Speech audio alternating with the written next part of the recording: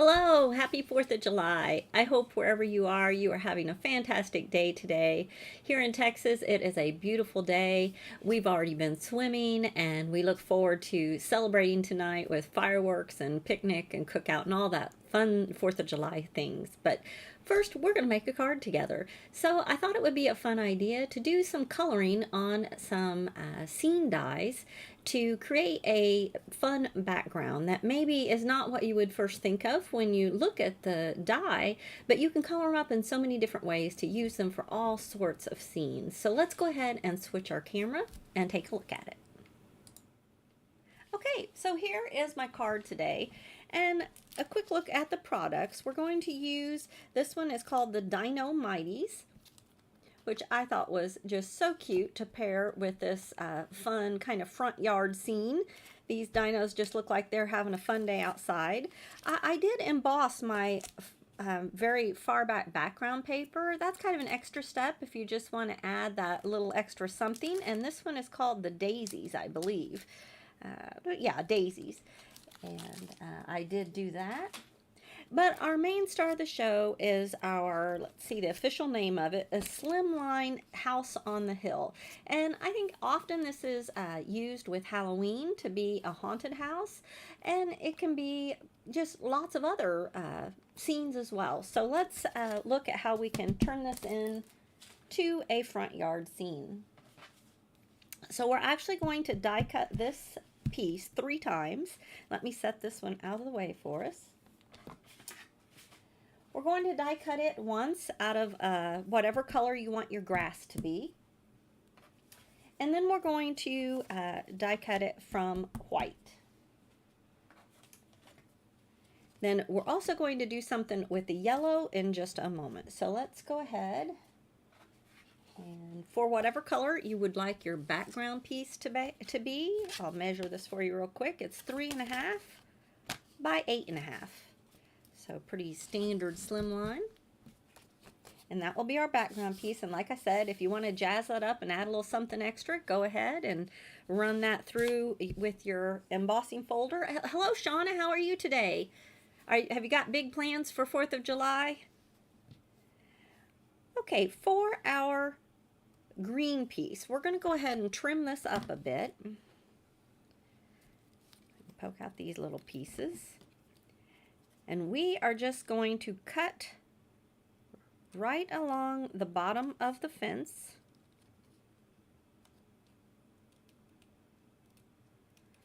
And keep that line going straight across.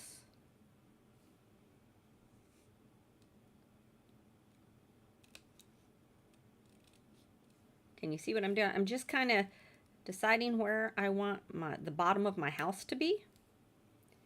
And then right over here, we're going to try to keep along the line of that fence. And it's better to leave a little too much than too little. So it's okay if you leave a little bit of green kind of hanging off. That way you can trim that up later if you need to. Like you can see right here, I left a little chunk. And that's so that I can kind of trim it up to fit better later. But that gives you a little wiggle room when you go to piece it all together. All right, so our grass piece is ready to go, so we're going to lay that aside.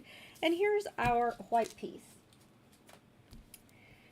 And we're going to start off by making ourselves some wispy clouds in the background. You're watching from home and working in the yard later. My husband was working in the yard this morning, but I've been up here in my craft room, but I'm going to join him outside soon. Okay, so if you take a piece of cardstock and just cut yourself a kind of a funky edge, just nothing straight, just very whimsical, you know, and we're going to use this to make ourselves some wispy clouds. So I'm going to use some Distress Oxide. And this one is Tumble Glass. It's often my sky color. And a blending brush. I'm going to get a little bit of ink here. And I'm going to use this as my stencil. And I'm just going to... Alright, and then turn it the other way. And again. And then I'll go over it, filling in, turn it different ways so we just get those wispy clouds in the background. This is such an easy way to create clouds, and you don't need any special equipment. You can just do it with a pair of scissors and a piece of cardstock. And then go over it, kind of blending around it. And I just want to make sure I go down as far as my grass line. So I'm going to go ahead and set this on top. And yeah, looks like we've got our grass. So that's just another way to create a sky if you are going for wispy clouds instead of the billowing clouds. Like a lot of stencils will give you billowing clouds, but just cutting yourself a line, that'll give you that nice wispy clouds. Okay, so now that we have our clouds in the sky, we're going to go ahead and die cut this piece. So I'm going to just lay that right on top. And let's see, I think I have some tape over here.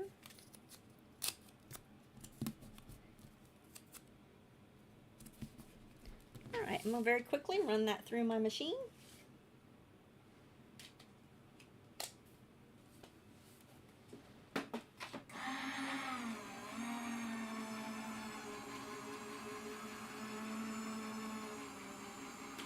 So to do this, don't be discouraged if you feel like you are not a master colorist. You don't have to be a master colorist in order to transform your background dyes into fun scenes. I do not claim to be the best colorist out there, but I do have fun with it and I enjoy doing it. And there are simple techniques that you can do to create fun scenes without the real fancy coloring. And I know a lot of the ideas you get online, the coloring is a little daunting. Like for me, sometimes I watch and I'm like, oh, I wish I could do that, but I don't feel like I can. So hopefully some of the techniques I show you today will help you if you're like me and kind of feel challenged by the fancy coloring. Okay, we're going to save these cutouts. So we're going to save our sky that we just colored. And we're going to save, oops. So you want to save your 2 walkways, your paths, and then you're going to save your 3 pieces of ground. So you need all of those. So I'm just going to set these aside. And then for our 2 paths, we're going to color these with a series of browns, E Copic markers, and I've got E23 as my darkest, E13, E33, and E11. And I'm going to use those to color these up. And I'm going to go ahead, I'm just going to leave the rest of my piece inside the die for now. And grab this, and we're going to go ahead and we're going to color this. So the way I like to do it is kind of start with my darkest. And on the more narrow places, just add some of that dark. And then coming up from the bottom, flick up some dark. Like I said, and you can see that I'm not doing anything fancy. I'm just adding that dark color around my edges and in the curves, wherever I think there might be more shadow. Because I'm thinking out here on the turns, it's probably going to be a little lighter. And then on this little whippy piece over here,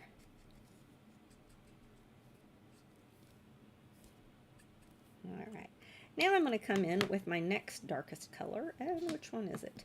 I can't remember. I think it's this one. We're going to try this one.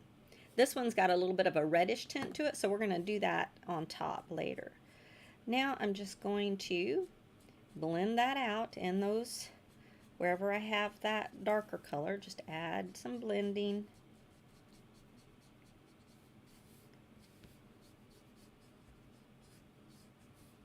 And this time I'm going to go ahead and add a little bit on these outer sides.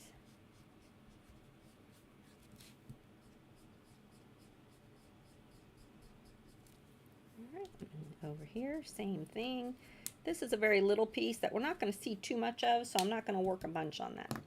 Now we're going to come in with our lightest, which is the E11, and go ahead and blend out these lighter spots.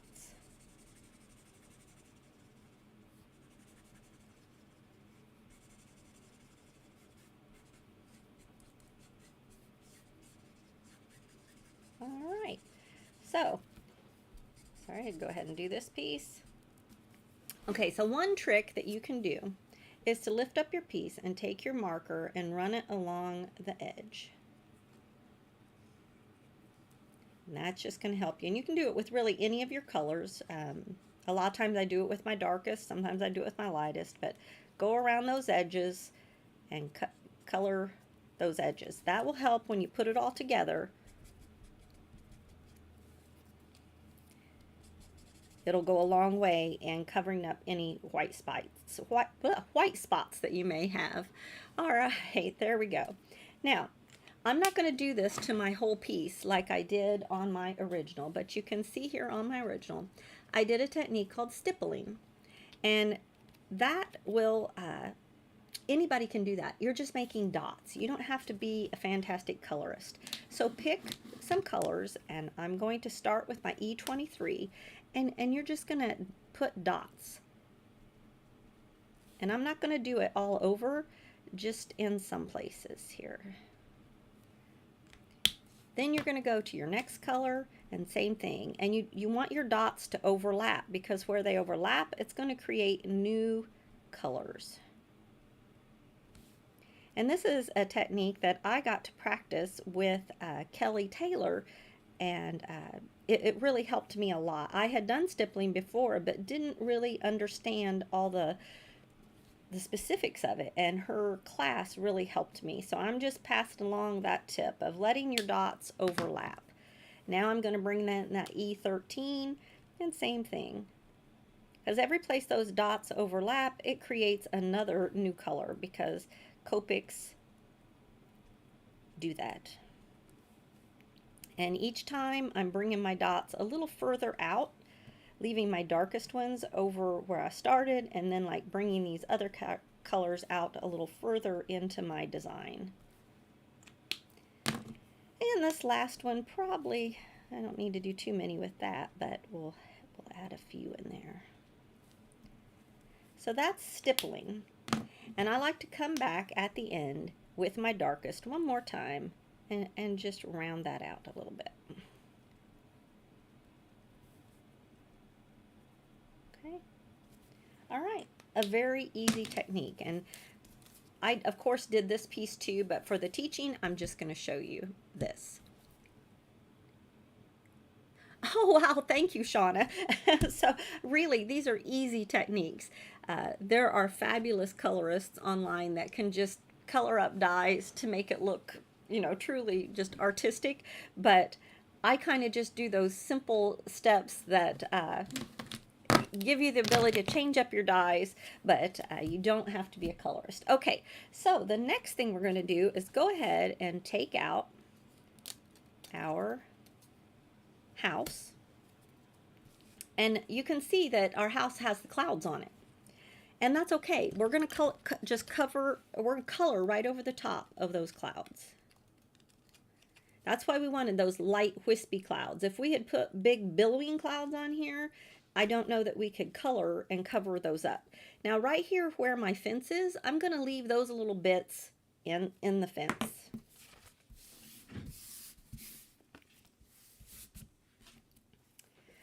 All right, the very first thing I'm going to do, I'm going to take my darkest brown color, E23. You know what? I'm going to get another brown. I'm going to use the E59. And very carefully, I'm going to trace the slats of my fence. And this is probably the hardest part of decorating this die, because you want to try not to get your ink on those little bits that are in between the fence. And that's a little challenging, and if you do, it's not the end of the world. You can always kind of cover it up with your dinosaur's nose if you need to. Just kind of color that in. But if you want it to look like a fence, you have to have some sky showing in between. So now I'm going to come in with my B with the 3 zeros, and I'm going to go ahead and just add a little bit of blue in between the fence. Okay, that is all there is to it for the fence. Now, while I have this dark brown out, before I color my house, I like to start with the roof line. So just start at the tip and bring it down. And I'm going to go all the way around. And you kind of have to draw in some of those lines, like right here. I'm just putting the roof right at the edge there of this next layer of house. Right down. And does it have to be exact? It doesn't, because when we get this all colored up, it's kind of a wonky fun house. So don't put a lot of pressure on yourself for perfection.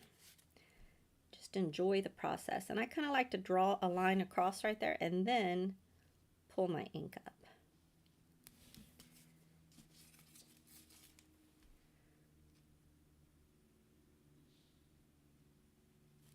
All right, and again, it helps if you take your marker, go around those edges.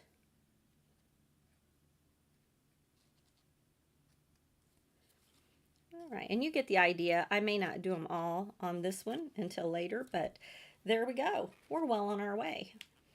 All right, for my blues for the house, I'm going to use B24, B23, and B21. And just for the front door, I'm going to use B28. So for my front door, I'm going to draw a line straight down and then angled.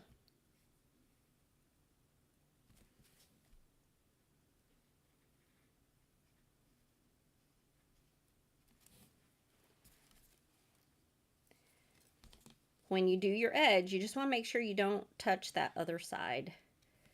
Okay, in fact, it's a little better to have a white edge on your door than to get blue on the other side. All right, so now that I have the door colored in, I'm going to come in with the B24, and from the bottom of the house, just flick upwards. Then in each of these roof lines, I'm going to come down with my color. And on this one, I am going to color along the edges here. Come down here with my color, because I figure it's a little more shadowed up in these eaves.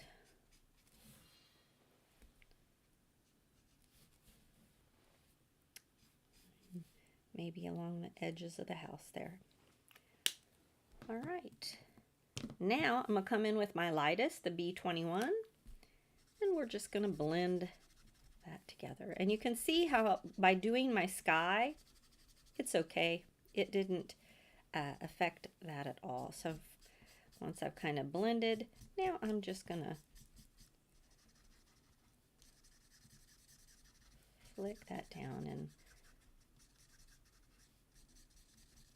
all right.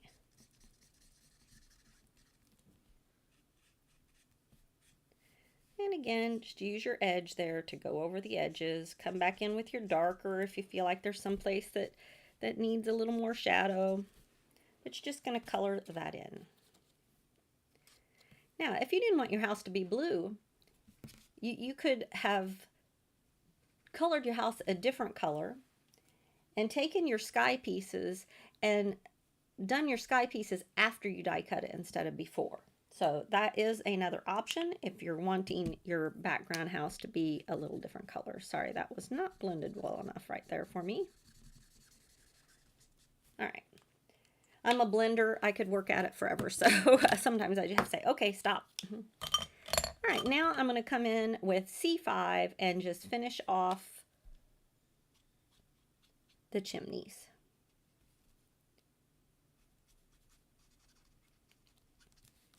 Now right up here can be a little tricky.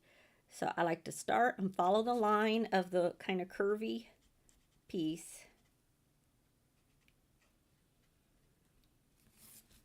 And there we go.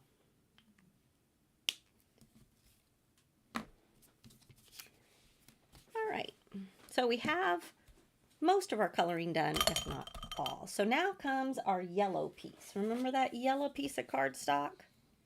Let's set this one aside and try to be careful not to lose your innards. If you do, it's okay. We can fix it, but it's easier if you keep track of those. Now I'm going to lay my design right on here and come back with a pencil, and I'm going to lightly trace my house. And you don't need to trace every single bit, like we don't need the chimneys. Whoops. You just want to trace the outer body here of our house. And I'm going to put a little line right there. So this was the line of my front door, and I want that to come all the way down so that is covered. Now, when I cut this out, I'm going to cut on the inside of my line because I don't want this to go outside. Let's see. Hi, plays well with paper, Tammy. So let's see. Hi, Carrie, it's Tammy. Yay, I'm so glad you get to be here with us live. Oh, I totally understand. It's easy to get intimidated by the gorgeous coloring that so many people can do. And these I'm showing you today are very just simple techniques. Okay, so I'm just cutting right on the inside of my trace line, okay?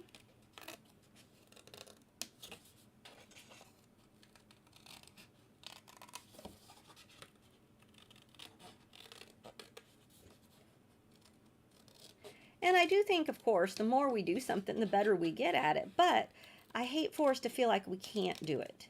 Even though we're not like the colorists, if you just, keep doing the little techniques and the fun techniques, the simple techniques, and getting better all the time, before we know it, maybe we'll be confident enough to call ourselves one of the the colorists. So, okay, now we're just going to layer this on, and voila. It fits very well right underneath. Now, you can see a little bit of my yellow shows here, but that's okay because when we put in our walkway, it's not going to matter. So, I'm just going to add some glue on the back side of my house, only on the house.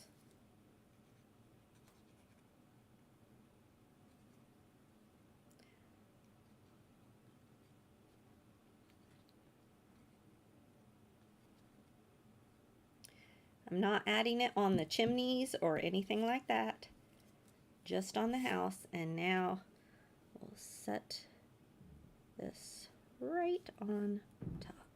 Perfect. And now the lights are on in our fun house that we've colored. Okay, so as you can see, we want the grass to be on top. So we can glue this on just like this. All right, so let's go ahead and add glue to the back of this piece.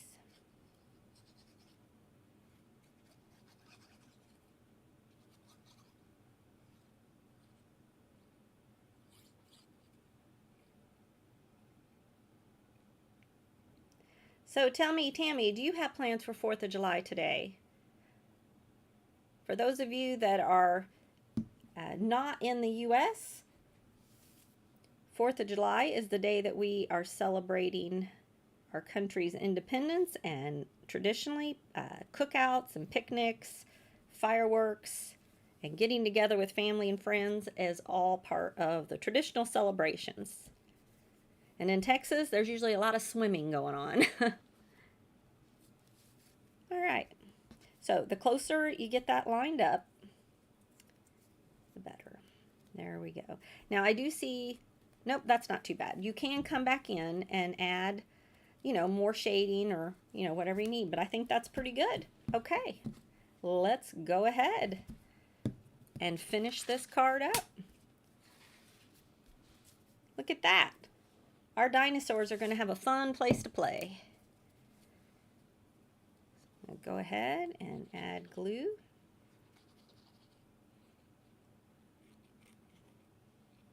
I'm adding a lot of glue right there on my fence to make sure none of those little pieces come out.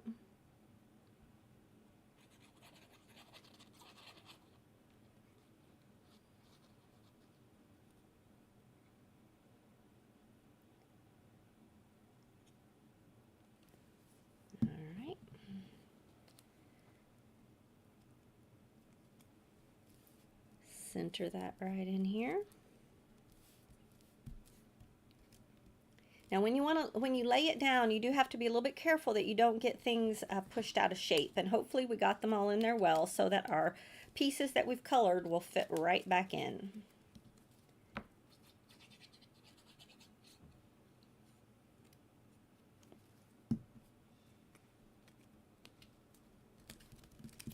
All right, and because we added our grass here is 2 layers instead of 1, it makes it look like that grass is taller than the little pathway, which is kind of a neat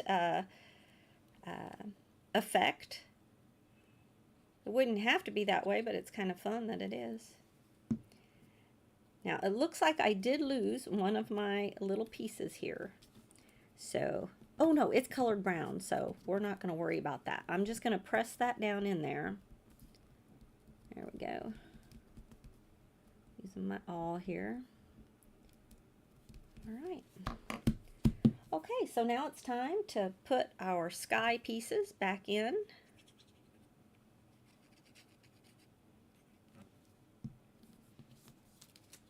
I thought it would be fun to do this card in like 4th of July colors and maybe put some fireworks up here behind the house. But I had already colored my dinosaurs.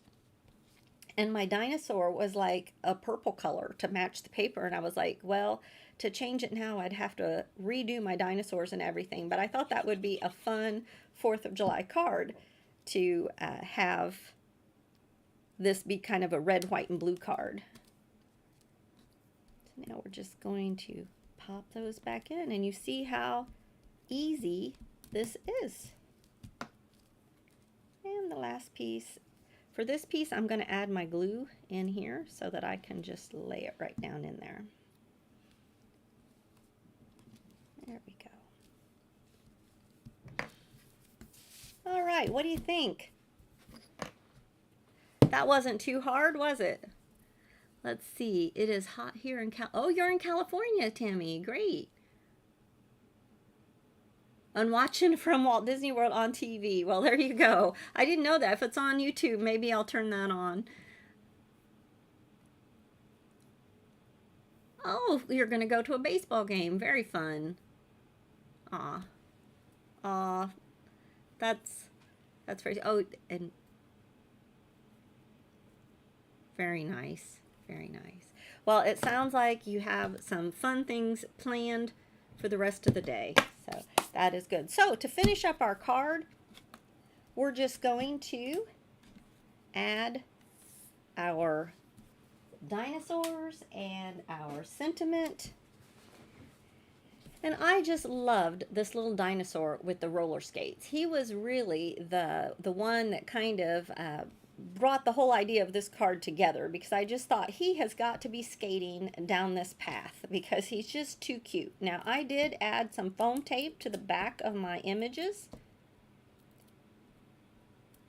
but I'm constantly seeing ways to use this little roller skating dinosaur. I think he's so fun.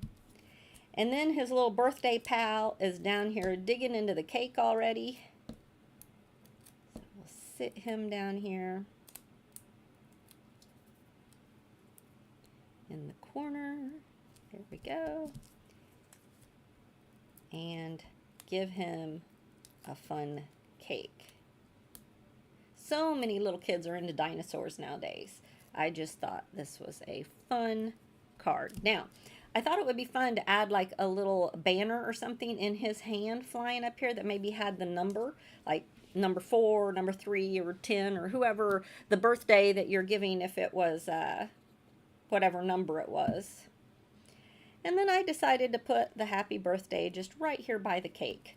I played with it up in these other areas, but in the end, I kind of liked it just down here with the dinosaurs having fun. And this happy birthday, let me see. There it is. It's right here in our stamp set. We have the happy and the birthday. And there's lots of other fun sentiments in here as well. All right. Well, I hope that this shows you that you don't have to be a world-class colorist in order to have fun coloring up your background dies, and simple techniques like stippling, and we forgot one thing, my little grass. So for the final thing, I'm going to come in with my little grass and just do some flicking in a few spots to kind of add that final touch. Is that enough? I think that's good. Yeah, you don't want to overdo it, but at the same time, that's a fun thing you can do to finish it off. There we go. Glad I remembered to do that. So you can see those were all very simple techniques. Okay, I'm going to go ahead and switch my camera back. Thank you so much for being here with me today. Let's see if I can remember how to switch my camera back. There we go. Okay. All right. Well, thanks again for being here with me. I'm looking forward to just going outside and getting in the pool and having myself a hot dog. So enjoy the fireworks tonight, and wherever you are in the world, I hope you have a lovely weekend, and I look forward to crafting with you again next week. Have a lovely time, and thanks so much for being here with me. Bye-bye.